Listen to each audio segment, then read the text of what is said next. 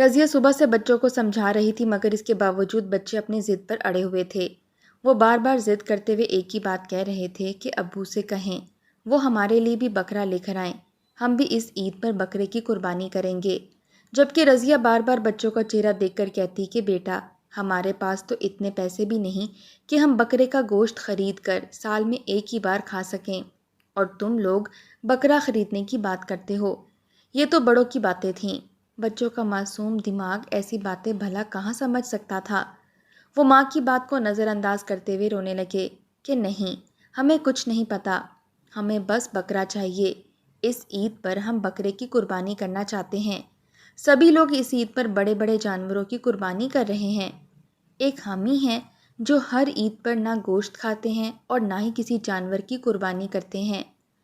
رضیہ بچوں کو سمجھا سمجھا کر اب خاموش ہو چکی تھی۔ آخر کرتی بھی کیا، اس کے بچے تو اس کی کوئی بات سن ہی نہیں رہے تھے۔ رات ہوئی تو صدیق مزدوری سے تھکا ہارا واپس گھر لوٹ آیا۔ جو ہی دروازہ کھول کر اندر داخل ہوا تو اس کے تینوں بچے اس کے ارد گرد جمع ہو گئے اور کہنے لگے کہ ابو آپ آ گئے، ہمارا بکرا کہاں ہے؟ صدیق نے جب بچوں کے منہ سے بکرے کا نام سنا تو فوراً چونک کر ان کی جانب دیکھنے لگا اور بولا کہ کون سا بکرا بچوں؟ تو بچے برا سا منہ بنا کر کہنے لگے کہ ابو کیا آپ کو یاد نہیں کہ کل بقرہ عید ہے اور گاؤں میں سب لوگ قربانی کر رہے ہیں؟ صبح صبح تایا ابو بھی 2 بکرے لے کر آئے ہیں، وہ کہتے ہیں کہ کل وہ عید قربان پر بکرے کی قربانی کریں گے۔ صدیق نے جب یہ سنا تو مسکراتا ہوا بچوں کے سر پر ہاتھ پھیر کر بولا کہ بچوں پریشان کیوں ہوتے ہو؟ تمہارے تایا کے بکرے بھی ہمارے ہی بکرے ہیں، کل تایا کے گھر چلیں گے، تم قربانی کے جانوروں کو جی بھر کر پیار کرنا۔ بچوں نے جب باپ کے منہ سے یہ بات سنی تو مسکرا اٹھے اور خوشی سے کل کا انتظار کرنے لگے۔ رضیہ شوہر کا چہرہ دیکھتے ہوئے بولی، کیوں بچوں کو لارے لگاتے رہتے ہیں؟ انہیں حقیقت سے آگاہ کیوں نہیں کر دیتے کہ ہم لوگ غریب ہیں، ہماری اتنی اوقات ہی نہیں کہ ہم عید پر گوشت خرید کر اپنے بچوں کو پکا کر کھلا سکیں، اور یہ ہم سے قربانی کے لیے جانور کی ڈیمانڈ کر رہے ہیں۔ صدیق نے جب رضیہ سے یہ سنا تو فوراً رضیہ کے لبوں پر ہاتھ رکھ کر بولا کہ آہستہ بولو، بچے ابھی کچی نیند میں ہیں، کہیں سن لیا تو ان کا دل ٹوٹ جائے گا۔ رضیہ نے فوراً لبوں سے انگلی ہٹائی اور کہنے لگی کہ ان کے جھوٹے خواب جس دن ٹوٹیں گے تو وہ بے تحاشا روئیں گے۔ مگر صدیق مسکرا کر کہنے لگا کہ کوئی بات نہیں، میرے بچوں کے خواب ہمیشہ سلامت رہیں گے، میری تو یہی دعا ہے۔ بس کل میں ان کو تایا کے ہاں لے جاؤں گا تو وہاں قربانی کے جانور کے ساتھ کھیل کر ٹھیک ہو جائیں گے، آخر کو وہ بھی تو ہمارا اپنا ہی گھر ہے۔ رضیہ فوراً ہی بھویں چکا کر ایک گہری سانس خارج کرتے ہوئے کہنے لگی کہ صدیق یہ تو صرف آپ کی ہی سوچ ہے کہ وہ بھی ہمارا ہی گھر ہے، آپ اچھے سے جانتے ہیں کہ آپ کی بھابھی ہمارے بارے میں کیا سوچتی ہے۔ صدیق فوراً سانس خارج کر کے بولا کہ تب کی بات اور تھی، ہم بھائی اور بھابھی کے گھر رہا کرتے تھے، اس لیے وہ ہم سے تھوڑا کھینچے سے رہنے لگے تھے۔ اب تم خود سوچو، اگر مہمان اپنا دورانیہ میزبانوں پر زیادہ کر دے تو بھلا کون میزبان انہیں اپنے ہاں رکھنا چاہے گا؟ رضیہ نے اس پل صدیق کی بات پر اکتفا کر لیا، مگر دل میں ایک اندیشہ تو یوں ہی مچل رہا تھا۔ صدیق کا بڑا بھائی راشد ایک کروڑ پتی کاروباری شخصیت بن چکا تھا۔ آخر کو اس نے جس کے ساتھ مل کر بزنس کیا تھا وہاں اس نے بہت ترقی کر لی تھی، اور اب دیکھتے ہی دیکھتے چند ماہ میں وہ امیر ہو گیا تھا۔ لوگوں کا کہنا تھا کہ صدیق کا بڑا بھائی راشد رشوت خور ہے، یہ اور اس کا پارٹنر دونوں مل کر رشوت لے لے کر اس مقام تک پہنچے ہیں، مگر حقیقت تو صرف خدا ہی جانتا تھا۔ صدیق کچھ زیادہ پڑھا لکھا نہ تھا۔ بچپن میں جب اسے اسکول میں داخل کروایا گیا تو اس نے پڑھائی پر بالکل بھی توجہ نہ دی، الٹا اسکول سے بھاگ جایا کرتا اور کھیتوں میں چھپ جایا کرتا تھا۔ کبھی اس کے ماں باپ اسے ڈھونڈنے نکل جایا کرتے تو کبھی استاد لاٹھی لے کر اسے کھیتوں میں ڈھونڈتا پھرتا، مگر یہ ایسا چلاک ہوتا کہ کسی کی نظروں میں نہ آتا۔ گھر واپس آتا تو استاد پہلے ہی شکایت لے کر اس کے ابا کے پاس پہنچ چکے ہوتے، اور پھر شام ایک بار پھر صدیق کو ابو سے بے تحاشا مار پڑتی اور وہ اسے گھر میں داخل بھی نہ ہونے دیتے، مگر اس کے باوجود صدیق کبھی پڑھائی میں دلچسپی نہ لے سکا۔ مجبوراً اس کے ابو نے اس کی پڑھائی چھڑوا دی اور وہ زمینداروں کے کھیتوں میں کام کر کے مزدوری کرنے لگا۔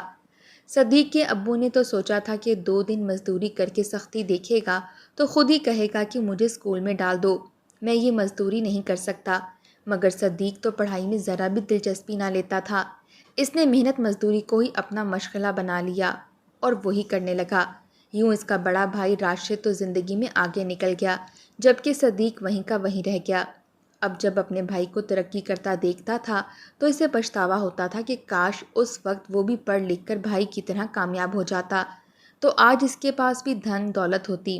مگر اس نے کبھی اپنے بھائی کی قسمت سے حسد نہیں کیا تھا، بلکہ ہمیشہ یہی دعا کی تھی کہ وہ دن دگنی رات چگنی ترقی کرے۔ صدیق اب ایک معمولی سی مارکیٹ میں ملازمت کرتا تھا اور اتنا ہی کما پاتا کہ اس کے اور اس کے 3 بچوں کا گزارا ہو پاتا۔ آخر کو مہنگائی بھی تو بڑھ چکی تھی۔ عید کا روز آیا تو بچے صبح سویرے ہی تیار ہو گئے۔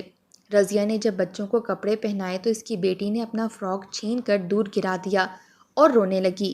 صدیق نے جب بچی کی رونے کی آواز سنی تو فوراً کمرے میں آیا اور رضیہ کو کہنے لگا کہ میری پھول سی بچی کو کیا ہوا ہے، یہ کیوں اس قدر رو رہی ہے؟ رضیہ کہنے لگی کہ دیکھو صدیق، میں اسے کپڑے پہنا رہی ہوں اور یہ پہننے سے انکار کر رہی ہے۔ صدیق نے زمین پر پڑا ہوا فراک اٹھایا اور اپنی پیاری سی بیٹی کے پاس آ کر بولا کہ کیا ہوا ہے میری جان، تم کیوں نہیں عید کے لیے تیار ہو رہی؟ تو صدیق کی بیٹی اور روتے ہوئے کہنے لگی کہ میں یہ فراک نہیں پہنوں گی۔ صدیق نے فراک کو دیکھا اور کہنے لگا کہ کیا مسئلہ ہے اس فراک میں، اتنا خوبصورت تو ہے۔ مگر صدیق کی بیٹی روتے ہوئے کہنے لگی کہ یہ اتنا پرانا فراک ہے، کتنی عیدوں پر میں یہی فراک پہنتی آ رہی ہوں۔ گاؤں میں کسی کی شادی ہوتی ہے تو امی مجھے یہی فراک پہنا کر بھیج دیتی ہیں۔ اگر گاؤں میں میلہ لگے تو بھی میں یہی فراک پہنتی ہوں، اور اگر کسی کے ہاں بیٹا پیدا ہو تو بھی اماں مجھے یہی فراک پہنا کر بھیج دیتی ہے۔ اب تو اتنا پرانا ہو گیا ہے کہ اس کا رنگ بھی اڑنے لگا ہے۔ مجھے نئے کپڑے لے دیں، مجھے نیا فراک چاہیے۔ صدیق نے جب بیٹی کو سسک سسک کر فراک کے لیے روتا دیکھا تو اس کا دل کٹ کر رہ گیا، اس کے حلق میں کانٹے سے چبھنے لگے۔ تبھی اس کا بھائی بولا، چھوٹی، یہ کیسی ضد کر رہی ہو تم؟ میں بھی تو وہی پرانے کپڑے پہن رہا ہوں، میں نے بھلا کوئی ضد کی جو تم کر رہی ہو؟ دونوں بھائی باری باری اپنے کپڑے بہن کو دکھانے لگے، جو کہیں سے ہلکے پھٹے تھے تو کہیں کف کا بٹن نہیں تھا۔ وہ کہنے لگے کہ دیکھو، ہمارے کپڑے تو تمہارے سے بھی زیادہ خراب ہیں۔ اتنا سننا تھا کہ معصوم کلی مسکرا کر وہ فراک اٹھا کر بولی، میرا فراک تو بالکل نیا ہے، اس کا تو بس رنگ ہی خراب ہوا ہے، جبکہ بھائیوں کے تو پھٹے ہیں۔ چھوٹے بچے تھے، اتنی سی بات پر مقابلہ کرنے لگے اور یوں کھیل کھیل میں بھائیوں کی دیکھا دیکھی صدیق کی بیٹی نے وہ فراک پہن لیا۔ سبھی وہی کپڑے پہن کر تیار ہو چکے تھے۔ عید کی نماز پڑھنے کا وقت ہو چکا تھا۔ صدیق کہنے لگا کہ آؤ بچوں، میں تم لوگوں کو تایا کے ہاں چھوڑ آتا ہوں، تم لوگ تب تک بکرے کے ساتھ کھیلنا اور میں اور بڑے بھائی عید کی نماز پڑھ کر واپس آ جائیں گے۔ بچے بھی خوشی خوشی ابا کی انگلی پکڑے گھر سے نکل گئے۔ تایا کا گھر یہاں سے کچھ ہی دوری پر تھا۔ صدیق بچوں سمیت جب اپنے بڑے بھائی کے دروازے پر پہنچا تو دروازہ بند تھا۔ وہ کتنی دیر دستک دیتا رہا، تبھی اسپیکر میں ایک آواز گونجی کہ کون ہے؟ وہ تو ایک الیکٹرانک بیل تھی جس کے ساتھ اسپیکر بھی لگا ہوا تھا۔ صدیق جھجکتے ہوئے بولا کہ جی بھائی، میں ہوں صدیق، بچے بکرا دیکھنے کی ضد کر رہے تھے تو اسی لیے لے آیا۔ مگر تبھی اسپیکر سے آواز آنا بالکل بند ہو گئی تھی۔ یوں لگتا تھا جیسے صدیق کی آواز سن کر انہوں نے اسپیکر بند کر دیا ہو۔ کچھ دیر بعد ایک نوکر نے آ کر دروازہ کھولا اور اس وقت تک عید کی نماز کا وقت ہو چکا تھا۔ صدیق نے بچوں سے کہا کہ بچوں، تم لوگ اندر جاؤ، میں عید کی نماز سے فارغ ہو کر بھائی کے ساتھ واپس آتا ہوں، تب تک تم لوگ بکرے کے ساتھ وقت گزار لو۔ بچے خوشی خوشی دروازہ کھلتا دیکھ کر اندر داخل ہو گئے اور صدیق دروازے سے ہی واپس مسجد کی جانب چلا گیا۔ وہ تو خوشی خوشی چلا گیا کہ چلو بچوں کا دل بہل جائے گا، مگر اس بات سے انجان کہ اس کے جانے کے بعد اس کے بچوں کے ساتھ کیا ہونے والا ہے۔ جو ہی صدیق وہاں سے گیا اور بچے تایا کے گھر میں داخل ہوئے تو اس گھر کی شان و شوکت دیکھ کر ستائشی نظروں سے چاروں اور دیکھنے لگے۔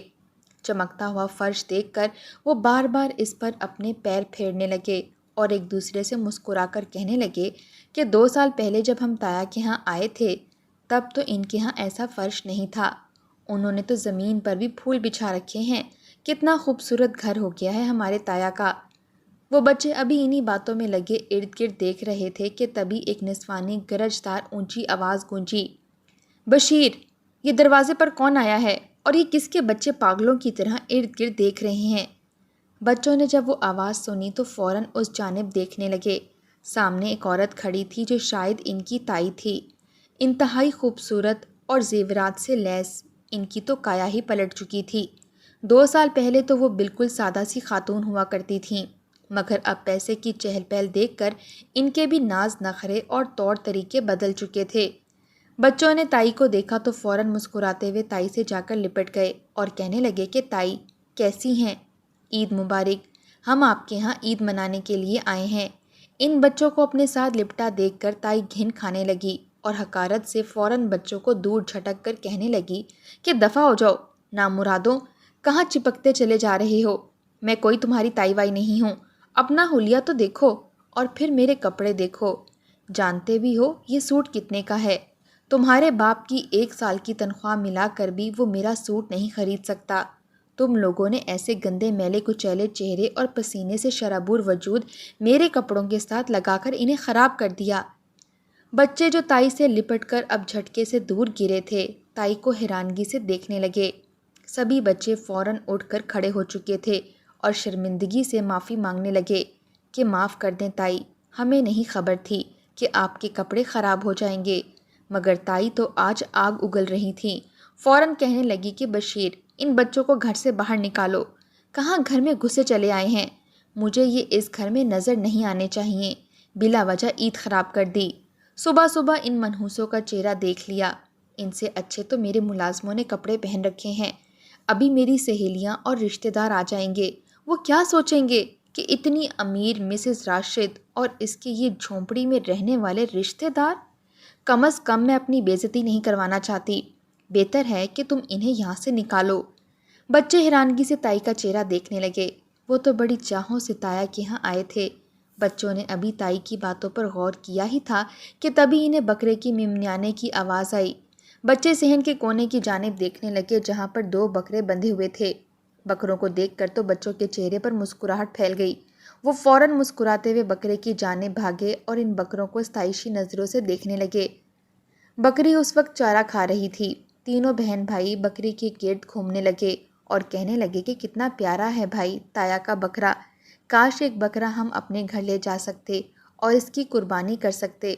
وہ بکرے کافی مہنگے دکھائی دیتے تھے، ان کا قد کاٹ تو کسی گائے کے برابر تھا۔ وہ بچے ان بکروں کے آگے تو نظر ہی نہیں آ رہے تھے۔ جب تائی نے یہ بات سنی تو فوراً طنزیہ مسکراہٹ اچھالتی ہوئی اس جانب آئیں اور کہنے لگیں کہ اپنے ہاتھوں سے میرے بکروں کو گندا نہ کرو، بہتر ہے کہ نکلو گھر سے، تم جیسے غریبوں کی گھر میں کوئی جگہ نہیں۔ اتنا کہہ کر تائی نے ان بچوں کو بالوں سے پکڑا اور گھسیٹتی ہوئی باہر کی جانب لے جانے لگیں۔ بچے چیخنے چلانے لگے اور تائی کو آواز دینے لگے، مگر تائی پر تو جیسے دولت کا نشہ سوار تھا۔ تائی تو کچھ سمجھ کے قابل ہی نہیں رہی تھیں۔ اس نے بچوں کو بالوں سے دبوچ کر گھر سے باہر گرا دیا۔ بچے منہ کے بل سڑک پر گرے تھے، ان کے منہ سے خون آنے لگا تھا۔ تینوں بہن بھائی ایک دوسرے کے گلے لگ کر رونے لگے اور تائی بچوں کو گالیاں دیتے ہوئے دروازہ بند کر گئی اور نوکر کو سختی سے تنبیہ کی کہ اب اس کے ماں باپ میں سے کوئی بھی یہاں آنے کی کوشش کرے تو کسی کو بھی گھر میں داخل ہونے مت دینا۔ نوکر بھی اپنی مالکن کی بات مان کر سر ہلا گیا، مگر اسے ان بچوں پر بہت ترس آیا تھا۔ وہ بچوں کو اشارہ کر کے بولا کہ تم لوگ چلے جاؤ، دوبارہ یہاں واپس مت آنا۔ تمہاری تائی بہت ظالم ہے اور میں نہیں چاہتا کہ عید کے روز تم بلا وجہ روتے رہو۔ جاؤ شاباش، اپنے گھر چلے جاؤ۔ اتنی تذلیل کروانے کے بعد بچے روتے ہوئے اپنے گھر کی جانب جانے لگے۔ ان کا دل بہت بری طرح سے ٹوٹا تھا۔ وہ روتے ہوئے سوچنے لگے کہ ابو نے تو کہا تھا کہ تایا کا بکرا ہی ہمارا بکرا ہے، مگر تایا کی بیوی نے تو انہیں گھر سے بے عزت کر کے نکال دیا تھا۔ بھلا وہ کیسے ان کا بکرا ہو سکتا تھا؟ وہ تو ان کے ساتھ سفاکیت بھرا سلوک رکھ رہی تھی، جیسے وہ ان کے بھتیجے نہیں بلکہ کوئی غیر ہوں۔ بچے روتے ہوئے گھر پہنچے تو رضیہ نے بچوں کا یہ حال دیکھا تو سوال کرنے لگی کہ کیا ہوا ہے؟ تم لوگوں کی یہ حالت کیسے ہو گئی؟ کیونکہ اس کی بیٹی کے بال بکھرے ہوئے تھے، اس کے گال پر تھپڑ کا نشان تھا، اور وہیں دونوں لڑکے جو زمین پر منہ کے بل گرے تھے، ان کے کپڑے مٹی آلود ہو چکے تھے اور گھٹنوں سے شلوار پھٹ چکی تھی۔ بچوں نے جو کچھ تائی نے کیا سب کچھ حرف بہ حرف بتایا۔ رضیہ تو آگ بگولا ہو چکی تھی، کہنے لگی کہ یہ کیا طریقہ ہے؟ عید کے موقع پر تو کوئی دشمن کی اولاد کے ساتھ بھی یہ سلوک نہیں کرتا، جو کچھ تمہاری تائی نے تم لوگوں کے ساتھ کیا۔ ادھر عید کی نماز پڑھ کر آنے کے بعد صدیق بھائی کے گھر جانے کا سوچنے لگا۔ اس نے بھائی سے مصافحہ کیا تو اس نے یوں نخریلے انداز میں سلام کا جواب دیا جیسے وہ صدیق کو جانتا ہی نہ ہو۔ اس کے ساتھ تو اس کا دنیا داری کا رشتہ بھی گویا ختم ہو چکا تھا۔ صدیق اپنا سا منہ لے کر رہ گیا۔ وہ بھائی سے بار بار بات کرنے کی کوشش کر رہا تھا، ان سے بکروں کے بارے میں پوچھتا تو کبھی عید کے بارے میں، مگر وہ سرسری سا جواب دیتا چلا جا رہا تھا۔ تھوڑی دیر بعد دونوں گھر تک پہنچے تو صدیق دروازے پر پہنچا۔ وہ اندر داخل ہونے لگا تو راشد نے صدیق کی جانب حیرانگی سے دیکھا اور کہنے لگا کہ کیوں صدیق، تم اندر کہاں چلے آ رہے ہو؟ کیا تم نے گھر جا کر اپنے بال بچوں اور بیوی سے عید نہیں ملنی؟ گھر جاؤ بھائی، کھانا کھاؤ، یہاں کہاں چلے آ رہے ہو؟